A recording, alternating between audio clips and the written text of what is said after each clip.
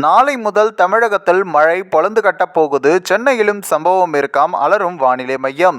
தமிழகத்தில் இன்று முதல் பல மாவட்டங்களில் கனமழை முதல் மிக கனமழை பெய்யும் என்று வானிலை ஆய்வு மையம் எச்சரிக்கையும் விடுத்துள்ளது. அதன்படி தமிழகத்தில் நாளை முதல் மீண்டும் எந்தெந்த மாவட்டங்களில் கன முதல் மிக கனமழை பெய்யப் போகிறது என வானிலை மையம் தகவல் தெரிவித்துள்ளது.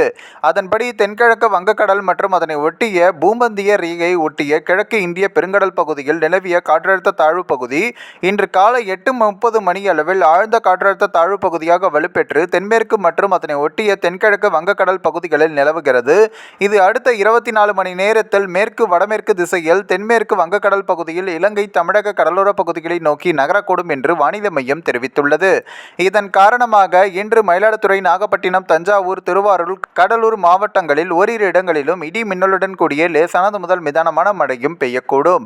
அதேபோல நாளை தமிழகத்தில் கடலூர், மயிலாடுதுறை, நாகப்பட்டினம், தஞ்சாவூர், திருவாரூர், புதுக்கோட்டை மாவட்டங்களில் ஓரிரு இடங்களில் கன முதல் மிக கனமழையும், சிவகங்கை, ராமநாதபுரம், திருச்சி, பெரம்பலூர், அரியலூர், கள்ளக்குறிச்சி, விழுப்புரம், செங்கல்பட்டு, காஞ்சிபுரம், சென்னை, திருவள்ளூர் மாவட்டங்களில் கனமழை பெய்யவும் வாய்ப்புள்ளது.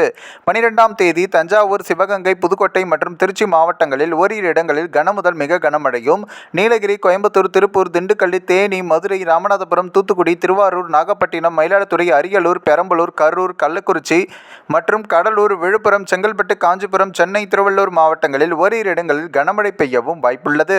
13ஆம் தேதி நீலகிரி, கோயம்புத்தூர், திருப்பூர், தேனி, திண்டுக்கல், மதுரை, சிவகங்கை, ராமநாதபுரம், விருதுநகர், தென்காசி, தூத்துக்குடி, திருநெல்வேலி, கன்னியாகுமரி மாவட்டங்களில் ஓரிரு இடங்களில் கனமழை பெய்ய வாய்ப்புள்ளது என்று வானிலை மையம் தெரிவித்துள்ளது.